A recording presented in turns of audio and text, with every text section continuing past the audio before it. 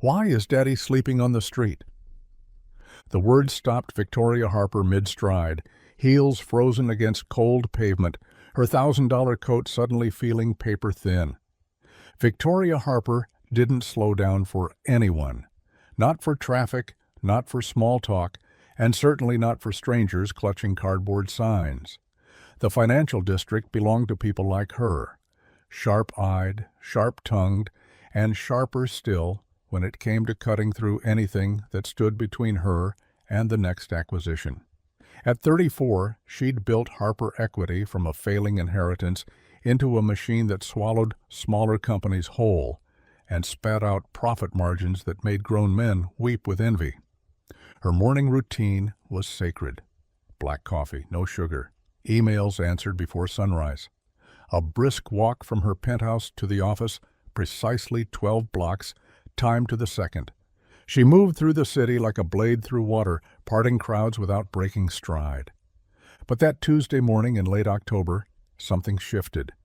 The air had turned cold overnight, frost creeping across storefront windows like searching fingers. Victoria pulled her coat tighter, her breath misting in sharp bursts as she navigated the familiar route. The street was waking slowly, delivery trucks rumbling past, shopkeepers sweeping sidewalks. She noticed the man on the corner because he was in her way. He sat slumped against the brick wall of a closed jewelry store, legs stretched across the sidewalk just enough to be an inconvenience. His clothes were layered, mismatched, worn thin by weather and time. A cardboard sign rested against his knees, the words too faded to read from where she stood. His head was tilted down, chin tucked into a frayed scarf. Victoria's jaw tightened. She'd seen 100 men like him, 1,000. The city was full of them, cluttering doorways, asking for handouts, disrupting the clean lines of progress. She moved to step around him, eyes already lifting toward the skyline ahead. Then she heard it. "Mama, why is Daddy sleeping on the street?" The voice was small, high-pitched, achingly innocent. Victoria's foot hovered mid-step. Her head turned before she could stop it. A little girl stood 3 feet away, maybe 5 years old, bundled in a pink jacket 2 sizes too big. Her dark curls escaped from beneath a knitted hat, framing a round face smudged with what might have been jelly or dirt. She clutched a worn, stuffed rabbit under one arm, its ears drooping. Beside her stood a woman in her 60s, gray-haired and weary, holding the child's hand with visible effort. The woman's coat was clean but old, buttons mismatched. Her eyes were red-rimmed, exhausted. "Hush now, Mia," the older woman whispered, trying to tug the child forward. "We need to keep moving." But Mia didn't move. She stared at the man against the wall, her small brow furrowed with confusion that hadn't yet learned to be fear. "But Grandma," the girl insisted, louder now, "that looks like Daddy." The older woman's face crumpled. "Baby, that's not—" "It is Daddy." Mia pulled free and ran forward, dropping to her knees beside the man. The grandmother reached for her, stumbling. "Mia, no, you can't." Victoria stood frozen. The little girl placed her tiny hand on the man's shoulder and shook gently. "Daddy, wake up." "It's cold. You need to come home." The man didn't move. The grandmother finally caught up, tears streaming down her face as she tried to pull Mia back. "Sweetheart, please, that's not your father." "Your father is, He looks just like him," Mia said, her voice breaking. "He has the same jacket. Daddy had a blue jacket." Victoria's heart hammered against her ribs. The man stirred slightly, lifting his head with obvious effort. His face was weathered, stubbled, eyes clouded with exhaustion. He looked at the little girl kneeling beside him, confusion flickering across his features. "I'm sorry," he rasped. "I'm not—" "Please wake up," Mia whispered, tears now sliding down her cheeks. "Mama said you went to get medicine and you'd come back. It's been so long, Daddy. Why won't you come home?" The grandmother covered her mouth with one hand, shoulders shaking. Victoria felt something crack inside her chest, something she'd spent years reinforcing with steel and indifference. She stepped forward. The movement surprised her as much as it must have surprised them. Her heels clicked sharply against the concrete, announcing her presence with authority that felt suddenly hollow. The grandmother looked up, eyes widening as she took in Victoria's expensive coat, the designer bag, the carefully styled hair. "I'm so sorry," she said quickly, trying again to pull Mia away. "We didn't mean to cause a scene. We'll go." "Wait," Victoria heard herself say. The word hung in the cold air. 3 pairs of eyes turned toward her. Victoria swallowed. Her throat felt tight. "Is she—" She paused, unsure how to ask. "Is her father—" The grandmother's face aged 10 years in an instant. "He passed," she whispered. 3 months ago. Car accident on the highway coming back from the pharmacy. Mia, she doesn't really understand yet. Sometimes she thinks—" Her voice broke. "She thinks every man in a blue jacket might be him." Victoria's hands clenched at her sides. The man against the wall shifted uncomfortably. "I'm real sorry for your loss, ma'am," he said quietly. "Didn't mean to upset the little one." Mia was still staring at him, her lower lip trembling. "You're really not my daddy?" The man's eyes softened with a pain that transcended his own circumstances. "No, sweetheart." "But I bet your daddy loved you something fierce." "He did," Mia whispered. Silence settled over them, broken only by the distant sound of traffic and the grandmother's muffled sobs.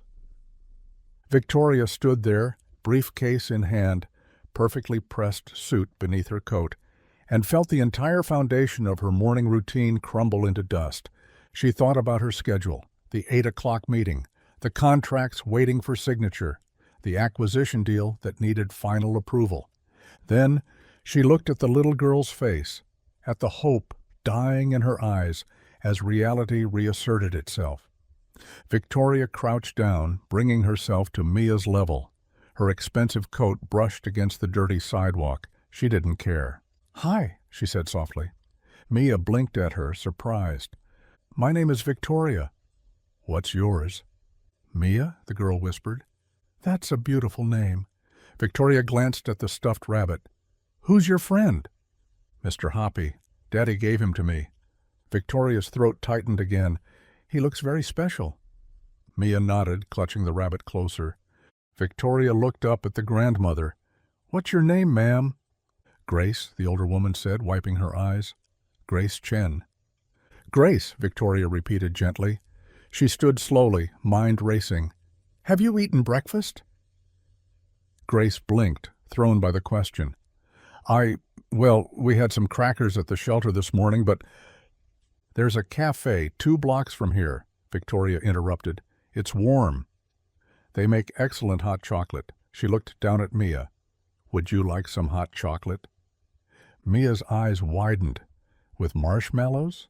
"As many as you want." Grace shook her head quickly. "That's very kind, but we couldn't possibly—" "Please," Victoria said, and the word came out more urgent than she intended. "Let me do this, Mom." Something in her tone made Grace pause. The older woman studied Victoria's face, searching for something, ulterior motive perhaps, or pity, or judgment. Whatever she found made her shoulders sag with exhausted acceptance. "Okay," she whispered. "Thank you." Victoria turned to the man still sitting against the wall. He was watching the exchange with wary confusion. She reached into her bag and pulled out her wallet, extracting several bills without counting. She held them out. The man's eyes widened. "Ma'am, I can't—" "Yes, you can," Victoria said firmly. "Please, get yourself something warm to eat, and maybe a new jacket." He stared at the money, then at her face, then back at the money. Slowly, carefully, he reached out and took it with shaking hands. "Thank you," he said, voice rough with emotion. "Bless you." Victoria nodded, unable to speak past the lump in her throat. She turned back to Grace and Mia. "Come on, the cafe isn't far." They walked in silence, an odd procession.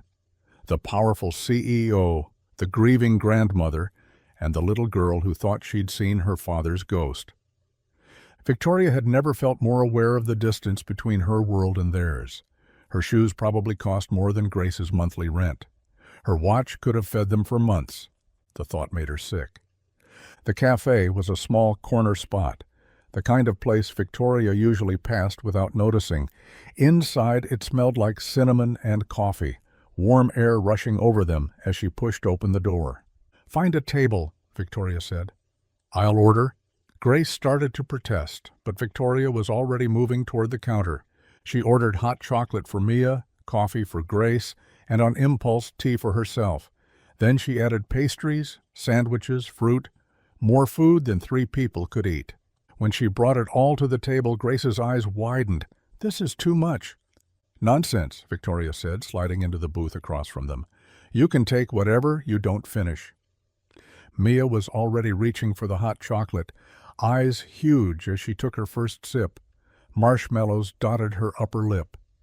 "It's so good," she breathed.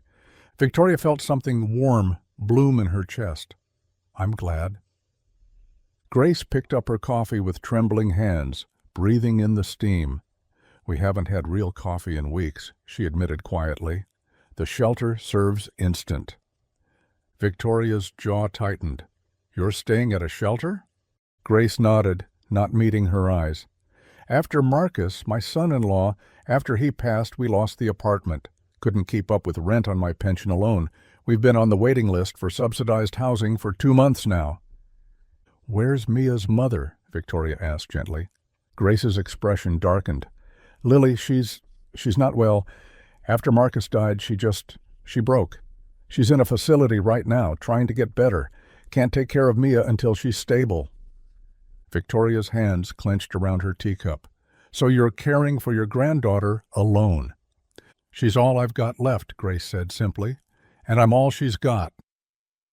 Mia was happily demolishing a chocolate croissant, oblivious to the weight of the conversation happening above her head.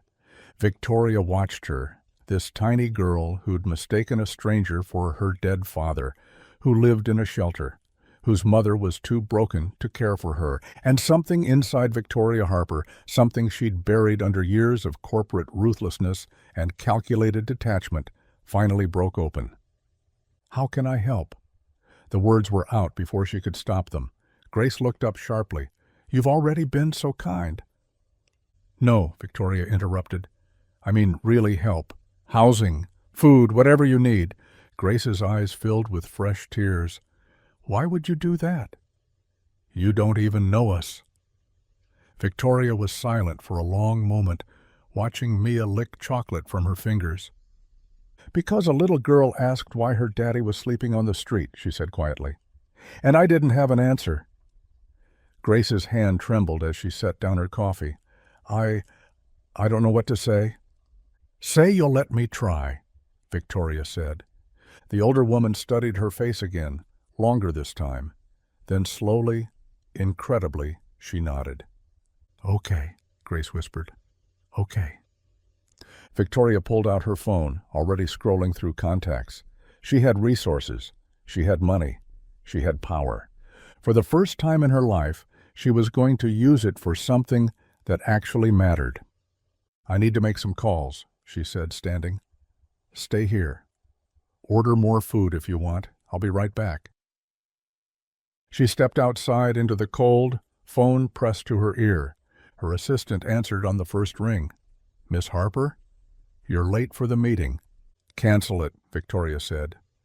Silence. "I'm sorry?" "Cancel the meeting. Cancel everything today." "But the acquisition." "It can wait." Victoria took a breath, watching through the cafe window as Mia showed Grace her chocolate mustache. "I need you to contact our legal team. I need information on emergency housing assistance, family services, whatever programs exist for displaced families. I need it in the next hour."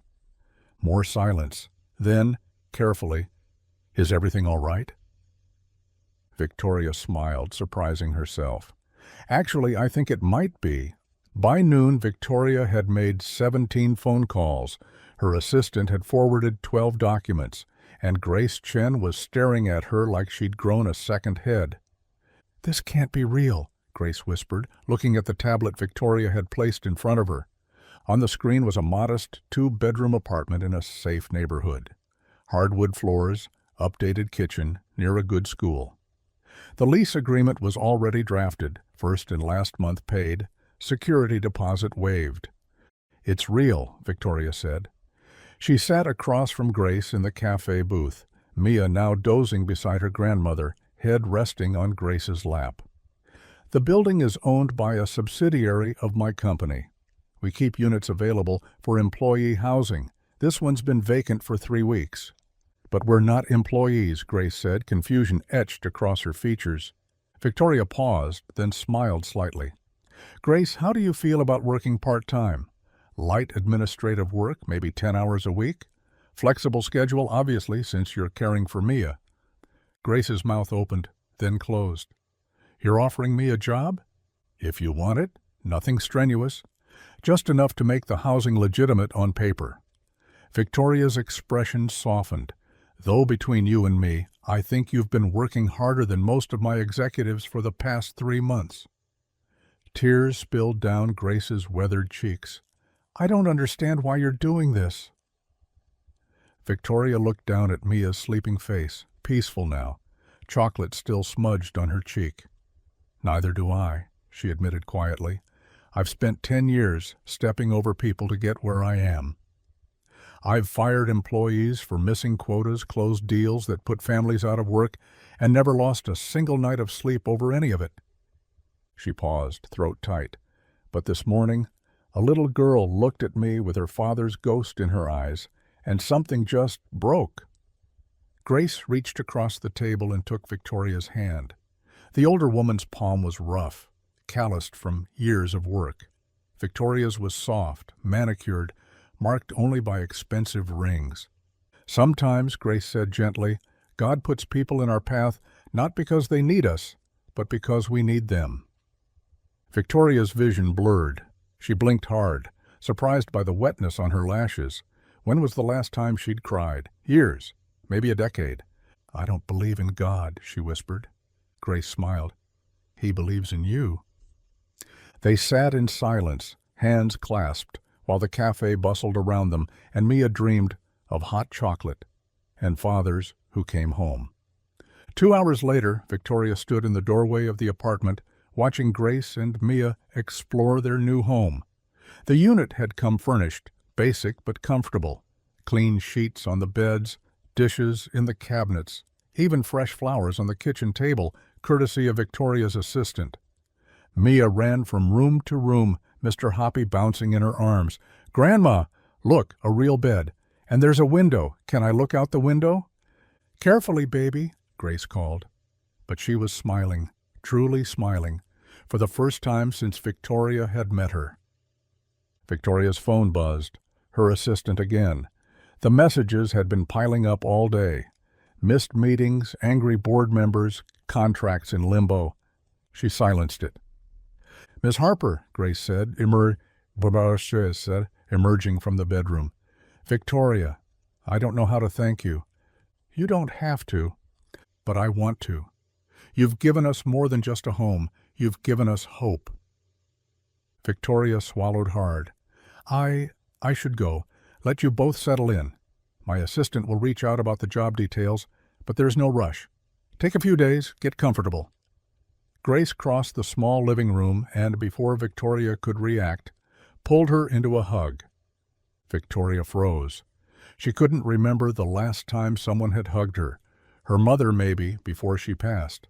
That was 15 years ago. Slowly, awkwardly, Victoria's arms came up and wrapped around Grace's thin shoulders. "Thank you," Grace whispered against her coat. "Thank you for seeing us." When Victoria finally pulled away, Mia was standing in the hallway, watching them. "Are you leaving?" the little girl asked. "Yes, sweetheart, I have to go to work." Mia's face fell slightly. Then she walked forward and held out Mr. Hoppy. "He gets scared when I'm scared. Maybe he can keep you safe." Victoria's heart cracked open wider. She knelt down, taking the worn, stuffed rabbit carefully. "Are you sure?" Mia nodded solemnly. "You can bring him back when you visit." "When I visit," Victoria repeated. "You'll come back, right?" Mia's dark eyes were wide, hopeful. "To check on us?" Victoria looked up at Grace, who was watching with knowing eyes. Yes, Victoria heard herself say. I'll come back. Mia beamed, then threw her small arms around Victoria's neck. Victoria held her, this tiny girl who'd lost everything, and still had hugs to give, and felt something fundamental shift in her chest. When she finally left, Mr. Hoppy tucked carefully under her arm. She didn't head back to the office. She went home instead. Her penthouse felt different somehow. Too big, too quiet, too cold. The sleek furniture and minimalist design that had once felt sophisticated now seemed sterile. She stood at the floor-to-ceiling windows, looking out over the city lights, and thought about Grace and Mia in their modest apartment, probably eating dinner at their small kitchen table, warm and safe and together. Victoria had everything money could buy, and somehow still felt empty. She looked down at Mr. Hoppy in her hands. One ear was coming loose, the stitching frayed. The fabric was worn thin in places from years of being loved. On impulse, she grabbed her laptop and began searching. Seamstresses, toy repair, anything. She found a small shop in Brooklyn, a grandmother who specialized in restoring beloved stuffed animals. Victoria sent photos, explained the situation, and paid for rush service. Then she sat back, staring at the rabbit, and smiled. The next morning, Victoria arrived at her office at 8 sharp. Her assistant looked relieved. Ms. Harper, thank God the board has been calling. The acquisition deal needs your signature by end of day, or we lose the...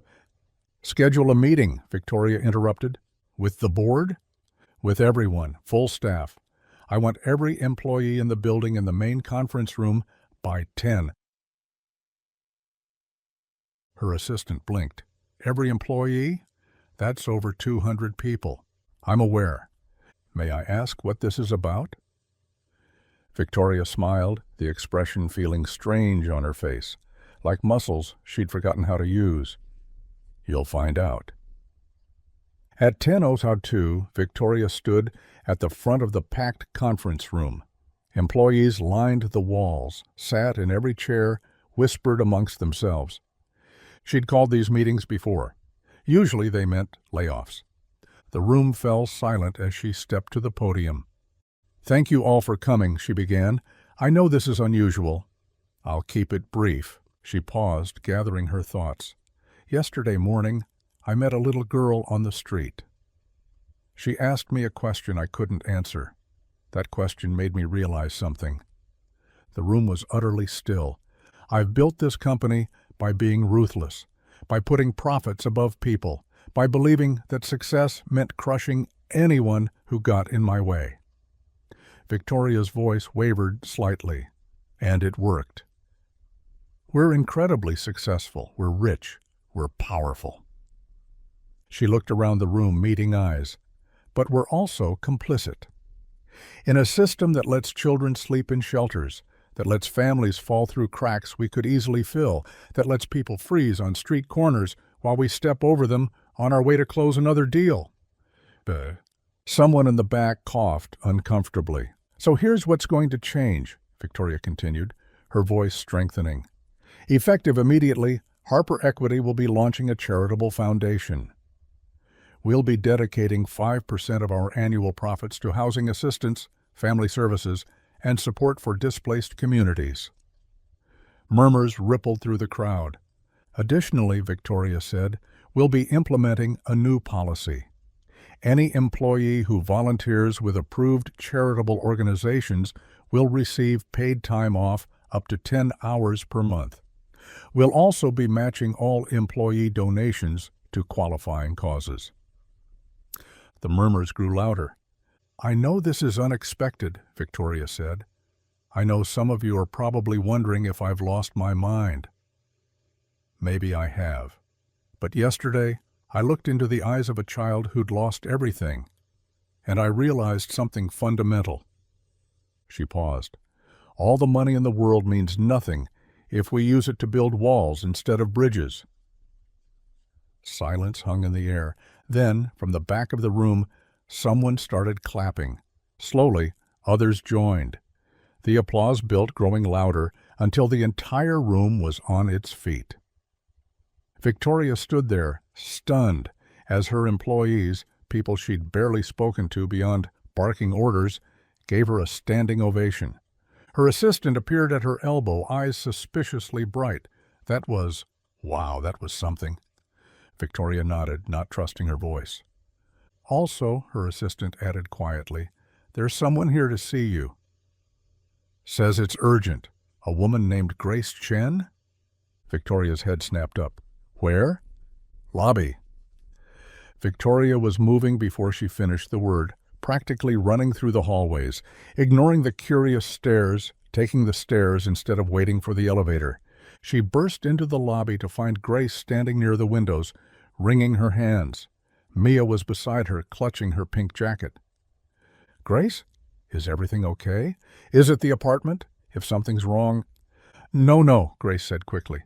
"The apartment is perfect. Everything's perfect.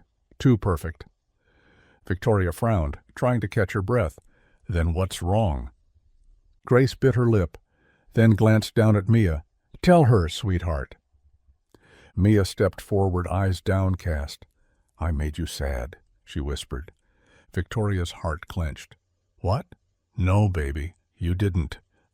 I gave you Mr. Hoppy, and now you're lonely," Mia continued, tears welling. "Grandma says you went home alone last night, and we were together, and that's not fair." Victoria knelt down, bringing herself to Mia's level. "Oh, sweetheart, I'm not sad. You didn't make me sad at all." "But you're always alone," Mia said, her small voice breaking, "like Daddy was on the street. I don't want you to be alone like that." Victoria's vision blurred. She reached out and pulled Mia into a hug, holding her tight. "I'm okay," she whispered against the girl's curls. "I promise." But Mia pulled back, her little face serious. "Will you come have dinner with us?" "Tonight? Grandma's making spaghetti." Victoria looked up at Grace, who smiled softly. "We'd love to have you. If you're free, no pressure." Victoria thought about her empty penthouse, her silent evenings, her meals eaten alone while scrolling through emails. "I'm free," she said. Mia's face lit up like sunshine. That evening, Victoria stood outside the modest apartment building, holding a bottle of wine in one hand and Mr. Hoppy in the other. The stuffed rabbit had been cleaned, carefully mended, one ear properly reattached with loving stitches. She knocked softly. The door flew open. Mia squealed with delight. "Mr. Hoppy!" "He's all better." She grabbed the rabbit and hugged him tight, then grabbed Victoria's hand and pulled her inside. The apartment smelled like tomato sauce and garlic bread. Music played softly from a small radio in the kitchen. Grace stood at the stove, stirring a pot, her hair pulled back, wearing an apron that said, "Grandma's Kitchen." "You came," Grace said warmly. "Of course I came," Victoria replied. Dinner was chaotic and perfect. Mia talked nonstop about her day, about the park they'd visited, about a dog she'd seen. Grace told stories about Marcus, about the kind of father he'd been, and for the first time Victoria saw Mia smile when talking about him instead of cry. Victoria helped with dishes afterward, standing at the small sink while Grace dried. "She's getting better," Grace said quietly. "Mia, every day a little bit better." "She's amazing," Victoria said. "She is." Grace paused. "But you know what's really amazing? What you did, not just the apartment, but showing up, being here. Most people write a check and disappear." Victoria rinsed a plate slowly. "I couldn't disappear." "Not from her, not from you." "Why not?" Victoria was silent for a long moment. "Because for the first time in years, I feel like I matter. Not my money, not my company, just me. And that's new." Grace smiled. "You've always mattered, Victoria. You just needed someone to remind you." After dinner, Mia insisted Victoria read her a bedtime story. They piled onto the small bed, Mia in the middle, Mr. Hoppy clutched tight. The book was worn, pages dog-eared. Victoria read slowly, doing different voices for each character, making Mia giggle.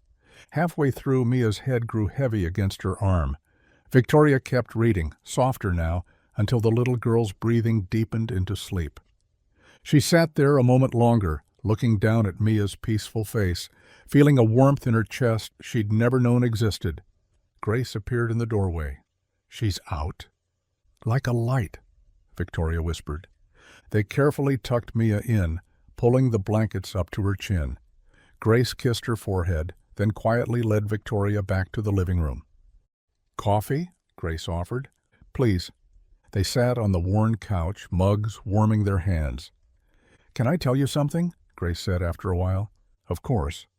When Marcus died, when we lost everything, I was so angry at God, at the world. I couldn't understand why he would take a good man, a loving father, and leave us with nothing." Grace's eyes were distant. But then this morning, watching Mia laugh over her cereal in our own kitchen, in a home we actually have, I realized something. He didn't leave us with nothing. He sent us you. Victoria's throat tightened. "Grace, I'm not some angel. I'm just trying to fix years of being selfish." "Maybe," Grace said gently, "or maybe you're exactly who we all needed, including yourself." Victoria left an hour later, promising to come back soon. As she walked to her car, her phone buzzed. Her assistant, "Board meeting tomorrow at 8. They want to discuss the foundation. Some members are concerned about the profit impact." Victoria stared at the message, then looked back at the apartment building. Through a window on the 3rd floor, she could see the soft glow of a nightlight. She typed back, "Let them be concerned. The foundation is happening." Then she added, "Also, clear my schedule every Thursday evening. I have a standing dinner appointment."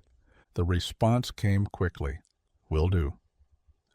"For the record, Ms. Harper, I'm proud to work for you." Victoria smiled, tucked her phone away, and drove home through the city lights, feeling lighter than she had in years. The board meeting the next morning was brutal. 3 senior members threatened to resign. 2 investors pulled their support. One particularly vocal executive called her naive and soft. Victoria listened to it all calmly, hands folded on the conference table. When they finished, she leaned forward. "If any of you want to leave, there's the door," she said simply.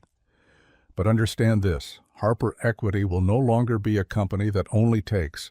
We're going to give back, and if that makes me soft, then I'll wear that label proudly." She stood. "This meeting is adjourned." As she walked out, her assistant fell into step beside her. "You know half the board wants you removed, right?" "I know." "And you don't care?" Victoria paused at her office door, thinking about Mia's laugh, Grace's grateful tears, the way it felt to matter for something real. "Not even a little bit," she said. Over the next 6 weeks, Victoria's life transformed in ways she never anticipated. The foundation launched with coverage in major business journals. Some praised her vision. Others called it a publicity stunt. She didn't care. Every Thursday she had dinner with Grace and Mia. Sometimes they cooked. Sometimes they ordered pizza. Once they made cookies and burned half of them, laughing until their sides hurt. Mia started calling her Aunt Victoria. The first time it happened, Victoria had frozen, shocked by the rush of emotion that simple title brought. Mia had just giggled and grabbed her hand, asking if she wanted to color. Victoria, who hadn't colored since childhood, sat on the floor with crayons and spent an hour drawing lopsided cats and houses with crooked chimneys. She'd never been happier. Grace found a community at the local church, started attending grief counseling, and slowly, carefully, began to heal. She took the administrative job Victoria offered and proved to be remarkably organized and efficient. "I raised 3 kids and worked 2 jobs for 20 years, Grace said, when Victoria complimented her work. "Corporate filing is easy compared to that." And Mia bloomed. She started at a new school, made friends, brought home drawings that Grace proudly hung on the refrigerator. She still missed her father, still had hard days, but the haunted look in her eyes gradually faded. One Thursday evening in early December, Victoria arrived for dinner to find the apartment decorated with paper snowflakes and string lights. "We're celebrating," Mia announced, bouncing on her toes. "Celebrating what?" Victoria asked. Grace emerged from the kitchen, eyes bright with tears. "Lily, Mia's mother. She's doing better, much better. The doctors say she can have supervised visits starting next week." Victoria's heart swelled. "Grace, that's wonderful." "It is," Grace said, but her smile wavered. "It's the first step. A long road ahead, but still, it's hope." They had spaghetti again, Mia's favorite. The little girl chattered excitedly about seeing her mother, about what she'd say, what she'd show her. After dinner, as they cleaned up, Mia suddenly went quiet. "Aunt Victoria," she said softly. "Yes, sweetheart? When Mama gets better, when she can take care of me again, will you forget about us?" Victoria's hands stilled in the dishwater. She dried them carefully, then knelt down beside Mia. "Never," she said firmly. "Mia, I could never forget about you. You changed my whole life." "Really?" "Really." Victoria cupped the little girl's face gently. "Before I met you, I thought being successful meant being alone, being tough, never needing anyone. But you taught me that the bravest thing we can do is let people in, let them matter to us." Mia's eyes filled with tears. "You matter to me, too." "Then we'll always have each other," Victoria promised. "No matter what changes, no matter where life takes us." "Okay, okay," Mia whispered, then wrapped her arms around Victoria's neck. Later that night, after Mia was asleep and Grace was making tea, Victoria stood at the window, looking out at the city. "You know," Grace said, joining her, "6 months ago, you were a stranger who walked past hundreds of people every day without seeing them." "I know," Victoria said quietly, "but you saw us. Why?" Victoria thought about that morning on the cold street, about Mia's innocent question, about the moment everything shifted. "Because she asked why her daddy was sleeping on the street," Victoria said. "And I realized I'd been walking past that reality my entire life, pretending it didn't exist." "But you can't unhear a question like that. You can't unsee it." Grace nodded. "Marcus used to say the world changes one person at a time, one act of kindness at a time. I never really understood what he meant until I met you." "I'm not that kind," Victoria said. "Maybe not to everyone," Grace agreed. "But to us, you're everything." They stood in comfortable silence, sipping tea, watching the city lights twinkle like earthbound stars. "Grace," Victoria said after a while, "thank you." "For what?" "For letting me be part of this, part of your family." Grace smiled, eyes soft. "Thank you for choosing to stay." 6 months later, on a warm spring afternoon, Victoria stood in the same spot where she'd first heard Mia's voice. The street looked different now, or maybe she looked at it differently.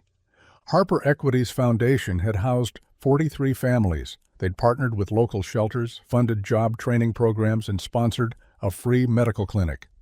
It wasn't enough. It would never be enough, but it was something. Victoria's phone rang. She answered without looking.